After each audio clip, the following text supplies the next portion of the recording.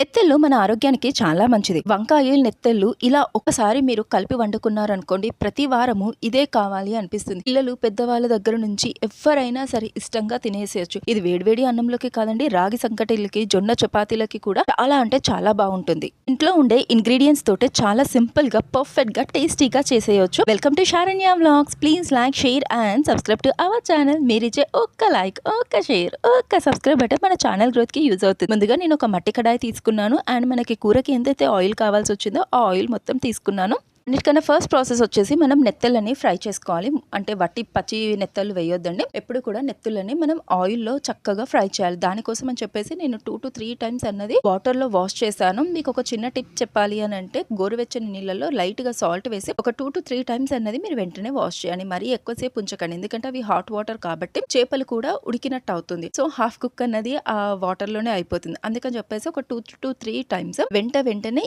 ఈజీగా క్లీన్ చేసి ఫస్ట్ వచ్చేసి ఆయిల్లో వేయాలి. అండ్ ఈ నెత్తళ్ళు కూడా, మనకి ఎండు చేపలు కూడా ఎలా అంటే ఈ విధంగా ఫ్రై అవ్వాలండి. చాలా కంప్లీట్ గా ఎండిపోయినట్టుగా ఉండాలి. హాఫ్ కుక్ అయింది అనుకోండి, కొంచెం పచ్చివాసన, స్మెల్ కూడా వస్తుంది. ఇలా మీరు కంప్లీట్ గా కుక్ చేశారనుకోండి, అప్పుడు మనకి స్మెల్ అన్నది అస్సలు రాలేదు. ఈ బొంబిడాలకు గానీ, ఎండు చేపలకు గానీ, ఇలాంటి వాటికి కొన్ని ఐటమ్స్ ఉంటాయి కదా, ఇలాంటి డ్రైడ్ చేపలని వండుకున్నప్పుడు స్మెల్ బాగా వచ్చేస్తుంది. అలాంటప్పుడు మనం ఈ విధంగా ముందే దాన్ని ఆయిల్లో ఫ్రై చేసామనుకోండి, మనకి స్మెల్ అన్నది ఎక్కువగా రాదు. ఎండు చేపల్ని ఫ్రై చేసి పక్కకు పెట్టేసుకోవాలి. అండ్ అదే ఆయిల్లో కరివేపాకు, జీలకర్ర అండ్ ఆనియన్స్, పచ్చిమిర్చి, ఎండుమిరపకాయలు వేసి అండ్ ఇవన్నీ కూడా త్వరగా కుక్ అవ్వడానికి అని చెప్పి సాల్ట్ వేయాలి. సో ఇవన్నీ చక్కగా ఫ్రై అవ్వాలండి. అండ్ ఎందుకు నేను అదే ఆయిల్లో అన్నాను అంటే, మనము ప్రాసెస్ అన్నది 1 by 1 చేసుకుంటూ వెళ్తే మనకి ఈజీగా అవుతుంది. ఫస్ట్ ఎండు చేపల్ని ఫ్రై చేసి ఆ తర్వాత మనం ఇవన్నీ అదే ఆయిల్లో పెట్టామనుకోండి, ఫ్లేవర్ అలాగే ఉంటుంది. లేదు మనం కర్రీ వండి ఆ తర్వాత సపరేట్ గా ఎండు చేపలు పెట్టామనుకోండి, ఆ ఆయిల్ అన్నది అలాగే ఉంటుంది. మళ్ళీ ఆ ఆయిల్ ని మనం దేనిలోకి కూడా వాడడానికి కుదరదు. అందుకే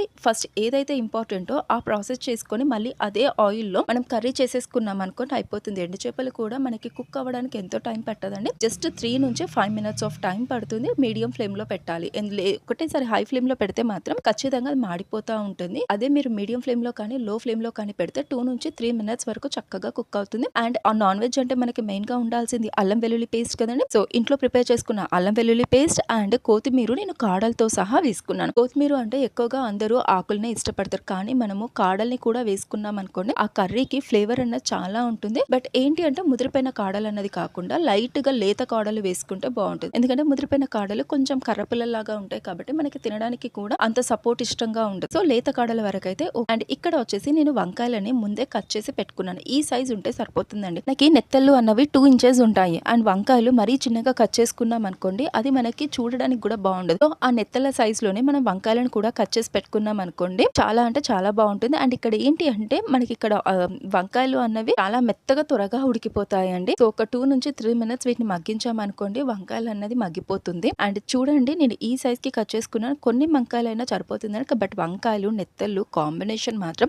సూపర్ గా ఉంటుందండి. నెత్తల్లో ఒమేగా 3 ఫ్యాటీ యాసిడ్స్ ఉంటుంది. అది శరీరానికి చాలా మంచిది. వీటిలో కాల్షియం ఎక్కువగా ఉండటం వల్ల ఎముకలకి చాలా మంచిది. వీటిలో ప్రోటీన్ కూడా ఎక్కువగా ఉంటుంది. చిన్న పిల్లలకి, పెద్దవాళ్ళకి కూడా చాలా చాలా మంచిదండి. అండ్ ఇక్కడ మనకి వంకాయలు వచ్చేసి కంప్లీట్ గా కుక్ అయిపోయింది కదా.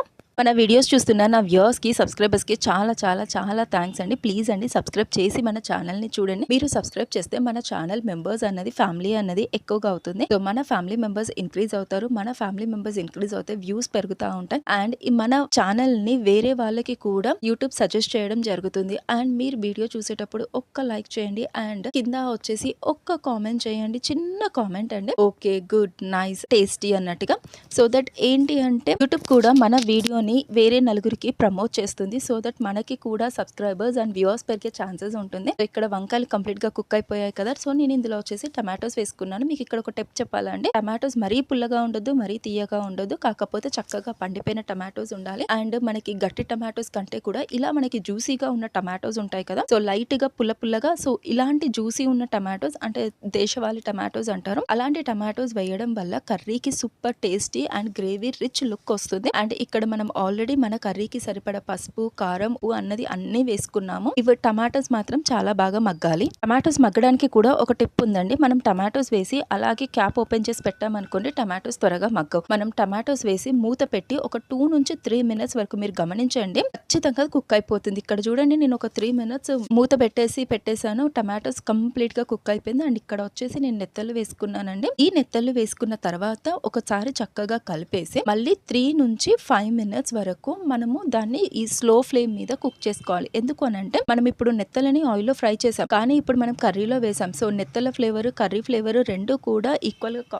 సెట్ అవ్వాలి. కాబట్టి ఒక 3 నుంచి 5 మినిట్స్ అన్నది మనం చక్కగా కుక్ చేసుకోవాలి. అండ్ ఇక్కడ వచ్చేసి నేను ఇంట్లో ప్రిపేర్ చేసుకున్న గరం మసాలా వేసుకున్నాను. ఎప్పుడైనా సరే మసాలాలు వేసుకున్న వెంటనే మనము స్టవ్ ఆఫ్ చేయొద్దు. మినిమం ఒక 2 నుంచి 5 మినిట్స్ వరకు దాన్ని లో ఫ్లేమ్ మీద కుక్ అయ్యేటట్టుగా చూడాలి. అప్పుడే ఆ మసాలా ఫ్లేవర్ అంతా కూడా కర్రీలోకి పడుతుంది అండ్ కర్రీ కూడా ఆ ఫ్లేవర్ ని యాక్సెప్ట్ చేస్తుంది. అండ్ ఇక్కడ వచ్చేసి నేను చింతపండు పులుసు వేయలేదు, కానీ టమాటోస్ ఎక్కువగా వేసాను. అండ్ ఇక్కడ మనకి జరుగుతుంది ఫిష్ కాబట్టి నేను ఇంట్లో ప్రిపేర్ చేసుకున్న జీలకర్ర మెంతుల పొడి వేసాను. మీరు ఎన్నైనా చేయండి, ఏ టైంకి ఏ మసాలా వేయాలో ఆ మసాలా వేస్తే అప్పుడు మీరు ఏ కర్రీ ఏ విధంగా వండినా కూడా పర్ఫెక్ట్ టేస్ట్ అన్నది వస్తుంది. సో నేను జీలకర్ర మెంతుల పొడి వేసుకున్నాను. ఇప్పుడే కానీ non veg items like fish కి సంబంధించిన వాటిలలో చింతపండు కానీ టమాటోస్ కానీ కొంచెం ఎక్కువగా వేస్తాం కాబట్టి ఆ ప్లేస్ లో మీరు లైట్ గా ఇంట్లో ప్రిపేర్ చేసుకున్న జీలకర్ర మెంతుల పొడి వేయండి. పర్ఫెక్ట్ అంటే పర్ఫెక్ట్ గా ఉంటుంది. అంతేనండి, చూడండి ఎంతో ఎమ్మి టేస్టీగా ఉండే వంకాయల నెత్తల కర్రీ అయిపోయింది. ఇది వేడివేడి అన్నంలోకి, వైట్ రైస్ లోకి పర్ఫెక్ట్ గా ఉంటుంది అండ్ చపాతీలోకి కూడా బాగానే ఉంటుంది. రాగి సంకటిలోకి అయితే కేక్ గా ఉంటుందండి. చూడండి, ఇలా మనం సర్వ్ చేసుకొని అలా వేసుకొని తిన్నాము అనుకోండి, ఎంత తిన్నా ఇష్టంగా తినాలి అనిపిస్తుంది. సో వీడియోని చివరి వరకు చూసినందుకు చాలా థ్యాంక్స్. నేను మీ నుంచి ఒక్క సబ్స్క్రైబ్ బటన్ అండ్ మన వీడియోకి ఒక్క లైక్, ఒక్క షేర్, ఒక్క కామెంట్, ఒక్క పాజిటివ్ కామెంట్ ఇవ్వండి. గుడ్, నైస్, ఓకే అని. అండ్ వీడియోని చివరి వరకు చూసినందుకు చాలా థ్యాంక్స్. Please subscribe.